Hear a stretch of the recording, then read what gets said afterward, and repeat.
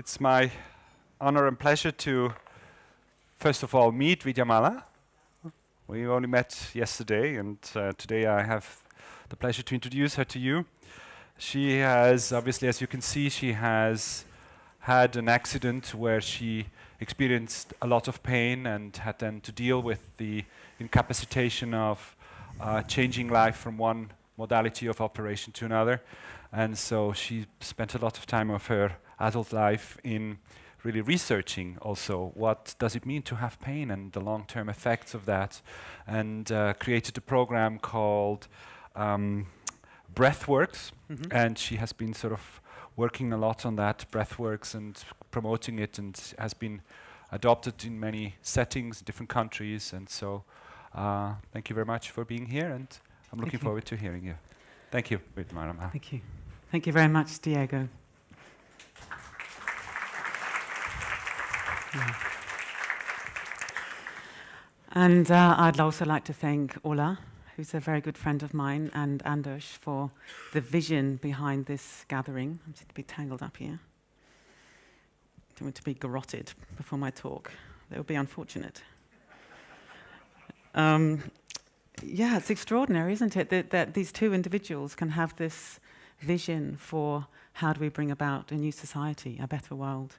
And we're at the beginning of something. I feel very privileged and honoured to be here at the first one. And maybe in 10 years, when there's thousands of people here, people will say, were you at the first one? And we'll say, yes, we were. So, you know, we really need visionaries in the world, and I feel very touched by them. And thank you also for the other speakers. It's been really a fascinating morning. So in my presentation, just going to run through these topics, a little bit of an introduction. The burden of chronic conditions on society, which is truly frightening. The power of self-management methods, such as breathwork, as mindfulness. Breath works as a self-management method. What we teach, some applications, and where are we going next, or what are the doors that could open next. So a little bit about breath work. So Diego's already said a little bit. I had one spinal injury is unfortunate, and 2 spinal injuries is careless. And I've had two different accidents. And it was a long time ago. It's when I was a teenager. So all my adult life, I've lived with disability and pain. And for much of that time, I haven't managed at all well. But when I was in my mid-20s, I came across meditation when I was in hospital in Auckland, and realized that although my body was damaged in a way that was not going to change, my mind was at least potentially healthy. Yeah, it wasn't healthy at the time, but I felt, yes, there was this tool, this extraordinary tool that I had, which was my mind. So I've devoted the rest of my life to investigating this tool that we all have called the mind. And when I say mind, I mean mind/heart, so the whole mental, emotional dimension. So I often say that breathworks is an inside-out method. I haven't come in as an academic or a scientist with a hypothesis that I wanted to test out. I've come in as a human being with a problem. I've discovered something that works, because it definitely does work, and then I've had to figure out, well, how do you communicate that to other people in a way that they're going to take it seriously, which of course means interacting with the scientists. So it's been very interesting moving from experience to theory, rather than theory to experience. I mean, I know that's a kind of false dichotomy, but that's been the journey. Still got problems with this noose. So here's a few figures. 1.5 billion people worldwide suffer with chronic pain. That's generally defined as pain that you've had for at least 3 months or more. That's a lot of people. That's 1/7 of the world's population. In a recent health survey in England, 20 million people in the UK live with chronic pain, 31% of men and 37% of women. 1 in 5 people in Europe, so that's probably the Swedish figure more or less, suffer moderate to severe pain, a very big survey done in 2006. In terms of Swedish costs, the cost of low back pain, both the direct costs of healthcare, the indirect costs of lost productivity, things like that, 20,000 euros per patient per year. It's a lot of money that's being spent on low back pain, and as we saw from Peter's slide, that low back pain is a very high incidence in some Western countries. In America, some 116 million people suffer with chronic pain at a cost of something like $635 billion a year. And of course, the problem worsens with age. In the UK, people who are over 75, 57% have pain daily. And again, as we've heard, we have an aging population. People living to 100, a lot of those people, it's not going to be a pleasant experience in their body. It's going to be worn out bodies with a lot of pain. And if we include all chronic health conditions, really it's quite epidemic. Chronic pain, chronic health conditions are becoming one of the major problems for society.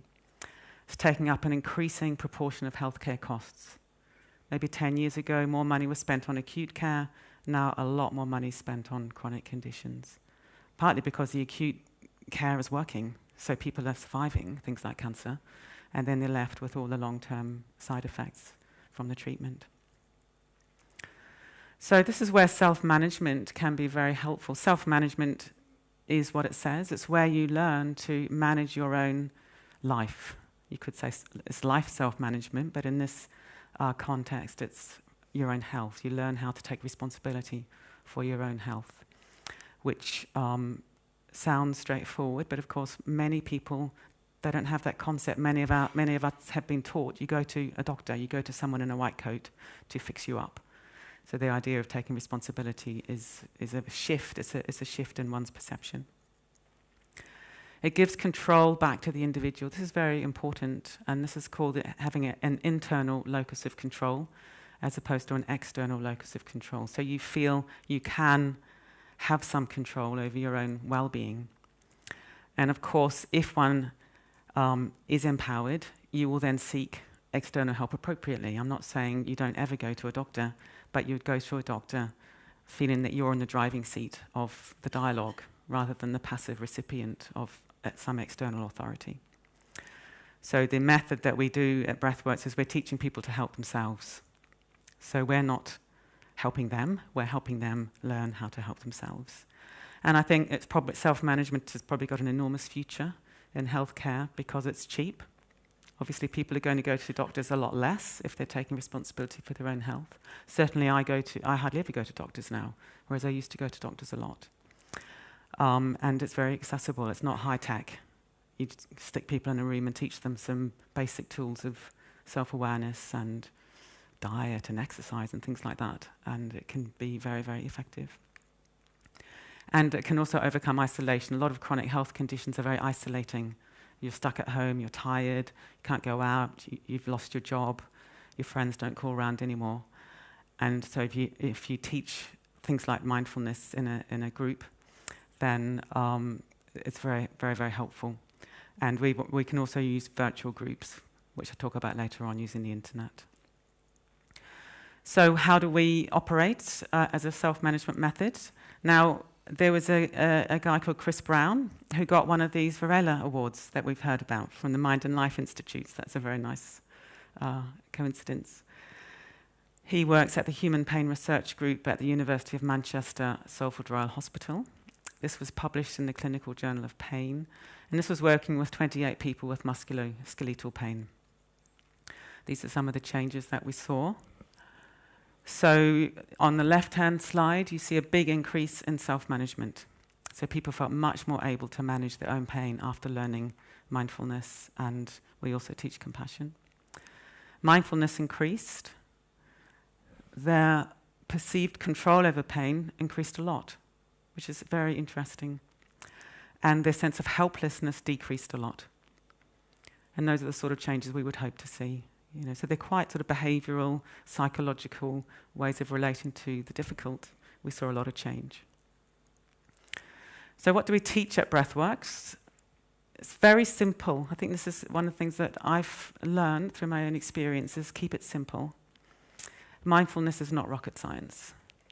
I think as Amisha said, it's simple to understand but hard to practice, that kind of idea. But we can wrap it up in all kinds of complexity, but actually it's very, very simple.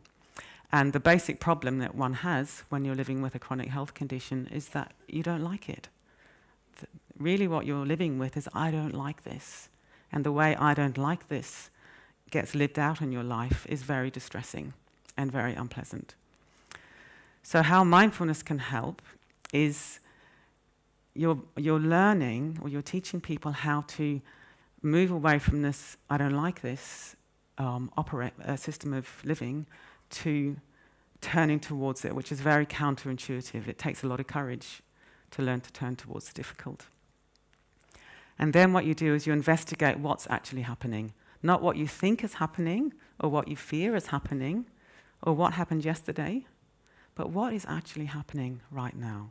So you look at it in quite a lot of detail.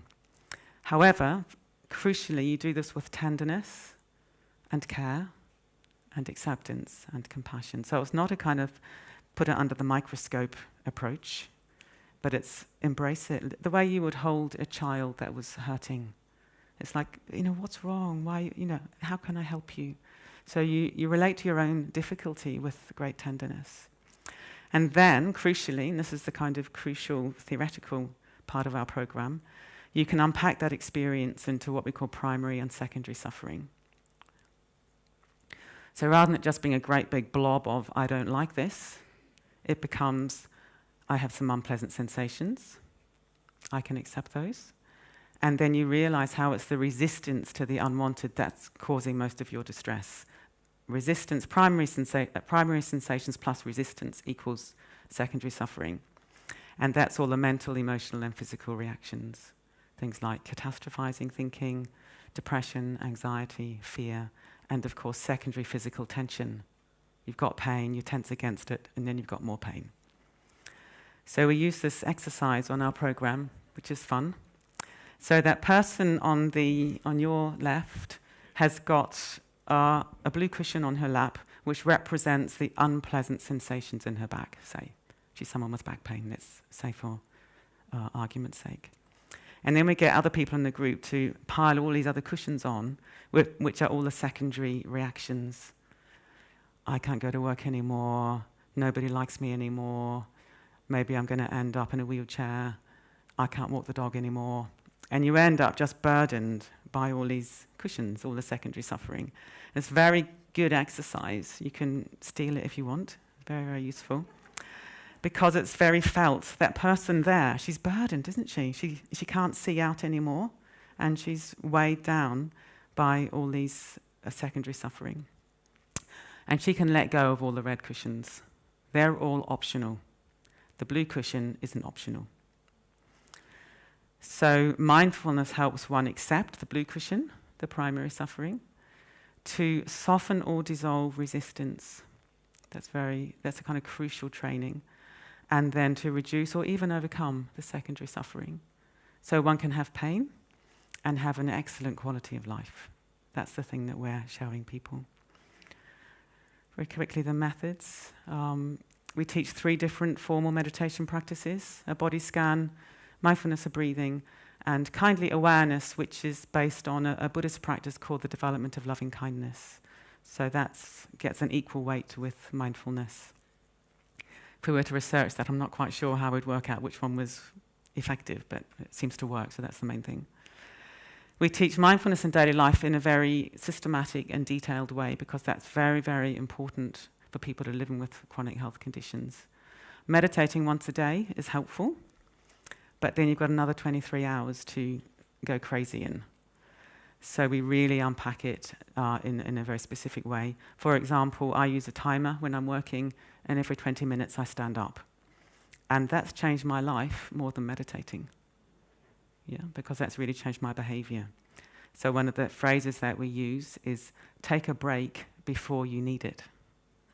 That's a take-home little phrase you can have. Take a break before you need it. I think intuitively as human beings we push the envelope and we keep going until we're desperate, and then we crash. And we have this kind of pushing and crashing cycle. So take a break before you need it. We teach mindful movement. I'm going to teach a little one in a moment. And everything that we do is based around the breath and learning to rest into gravity. Yeah, gravity is remarkable. It's here all the time, and very often we're kind of pulling away from gravity, which creates a lot of secondary tension. Yeah. So we're just going to do a little experiential thing now. Yeah, even though I'm told I've only got 5 minutes left. Just to show how simple this is, so if you just sit comfortably, and I would like you to make a fist with one hand. What's happened to your breath? Anyone breathing? Yeah? Do people find their breath stopped when they made the fist? Yeah. So that's what happens when you have pain or the unwanted in your body. It's like you've got a fist in your body, and not only have you got the tension, but you've got this inhibited breathing around the body.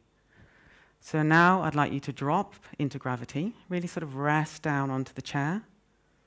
Just imagine that you're allowing your body to be held by gravity. And you've got your fist. And imagine breathing into the fist. And what does the fist want to do? Does it want to soften? Yeah. So that's one of the main trainings. So it's learning how to drop into the body, drop into gravity, identify these kind of areas of holding in the body, and then learn how to take the breath into those and to soften and dissolve. And that's a very, very good way of releasing this impulse to secondary suffering. So just a couple of drawings about the kind of theory again of the way we work. So the unaware human being tends to live strung out.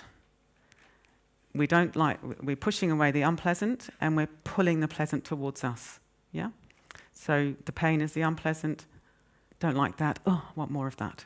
And does that look comfortable? Yeah? Interestingly, it's the crucifix as well, which I find quite interesting. So you're sort of crucified on your impulses of trying to avoid the pain and to prolong pleasure.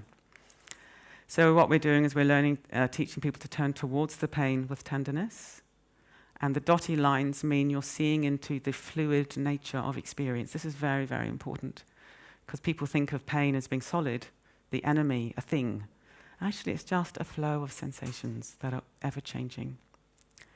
And we don't leave people there. Yeah, we don't leave people turn towards the pain and see into its nature. That would be not a very pleasant way of living. So then we get people to hold that, but then to also pay attention to what's pleasant. And we've not yet found anyone on a program who couldn't find something pleasant, which I think is very, very interesting, because people can think, oh, there's nothing pleasant, my life is awful.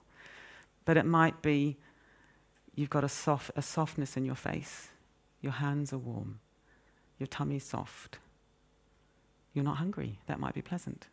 In hospital, it might be that the sheets on the bed are clean. That can be extraordinarily pleasant when you're in a lot of suffering. And then you hold both and you see into their fluid and changing nature. So you're no longer strung out, but you're just resting back in this very broad, open awareness, and you're just allowing everything to rise and fall, moment by moment. And that's a much more restful, whole, healthy way of living. And we don't end with self. This is also very, very important. It's not just a self-awareness training, but you then expand your awareness to include awareness of others and the world around you, and you realize how we're all so very, very alike. We look different, but we're all very, very similar. And this becomes this preoccupation with self and one's own problems, and you shift from a perception of isolation, I'm the only one in pain and you're all healthy, which is often the perception that one has when you've got a health condition. You look out into the world and you think they've all got perfect lives and my life is terrible. But you realize it's not like that. Every single one of you, I know, has some kind of difficulty in your lives, just like me. And we also have this explicit cultivation of compassion. So things we're doing now, I wrote this book in 2008 that's now out in 12 languages. The title in Swedish is different, but the English title is very important actually, which is Living Well with Pain and Illness. So it's not overcoming pain and illness, but learning to live well with the human condition. That includes pain and illness. We've got 2 8-week programs that are developed in many countries, Mindfulness for Health and Mindfulness for Stress. We're working on online courses with Ola and the Mindfulness Center here in Sweden. Very, very exciting. Involves 2 10-minute practices a day. So we're trying to make it achievable for people.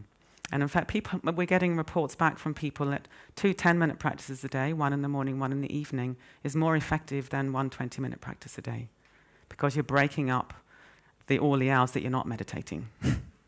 Yeah, so you're coming back to center twice a day rather than just once a day. And you can do that on your own using the online platform, but we're also experimenting with using other forums where you can bring people together for a web-based group.